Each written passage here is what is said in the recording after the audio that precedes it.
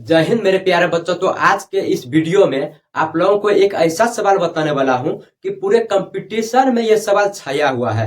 यानी कि पूरे कंपटीशन में हर एक एग्जाम में यह सवाल को पूछा जाता है और आज मैं आप लोगों के बीच यही सवाल लाया हूं। तो देखिए सवाल क्या है, समझते हैं हम लोग। ये देखिए यह सवाल लिखा गया है कि 10 जोड़ 10 का आधा कितना होगा। तो 10 जोड़ 10 का आधा कितना होगा, और ऑप्शन भी है A number 10, B number 15, C number 20 और डी नंबर 25। तो इस सवाल को अच्छी तरीके से समझ के बनाना चाहिए, नहीं तो आपका 1 नंबर कटेगा, क्योंकि ये कंपटीशन का सवाल है। तो बहुत सारे बच्चों क्या करते हैं, कुछ किए बिना सिर्फ इतना सा देखता है यहां से यहां तक और फटाफट 10 जोड़ 10 करते हैं, 20 लिखते हैं और कुछ किए बिना फटाफट सा 10 लिखते हैं और यहाँ पे ये नंबर टिक लगा करके चले आते हैं। तो ये आप लोगों का सवाल गलत है। क्या है? गलत है। तो अब ये सही किस तरह से बनेगा ये हम आप लोगों को बताते हैं। तो सही बनाने के लिए आप लोगों को सबसे पहले सवाल को अच्छी तरीके से देखना होगा। क्या करना होगा? देखना होगा ये क्या कर रहा है। तो ये क्या कर रहा है, 10 जोड़ 10 का आधा, 10 जोड़ 10 का आधा कितना होगा। तो ये सवाल बोडमास के नियम रूल से बनेगा।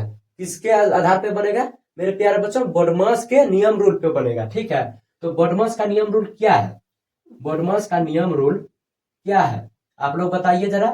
तो ये बोडमास के आधार पर इस तरह बनेगा। पहले 10 का 10 लिखना है, जोड़ है तो जोड़ लिखना है। इसके बाद फिर 10 है तो 10 लिखेंगे। अब यह क्या है? का है। क्या है? का है। अब का मतलब क्या होता है तो आप लोगों को पता होगा, और नहीं पता है तो हम बताते हैं। का मतलब होता है गुना। बोडमास के आधार पर का मतलब होता है गुना। ठीक है। और अब यहां तक कंप्लीट। अब देखो अब क्या है? आधा। आधा का मतलब क्या होता है अब बताइए आप लोग।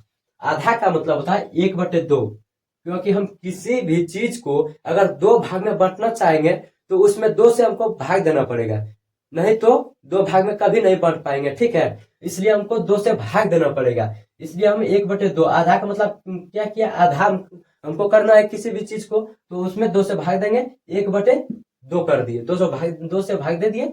इसके बाद ये 2 का 2 कट गया, ये 5 दूनी 10 हो गया।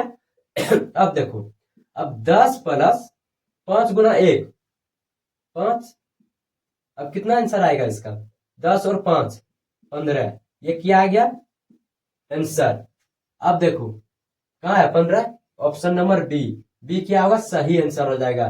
तो आप लोग इस तरह का गलती कभी भी नहीं कीजिएगा और ध्यान में रखते हुए सवाल को बनाना है। ठीक है। फिर मिलते हैं अगले वीडियो के साथ।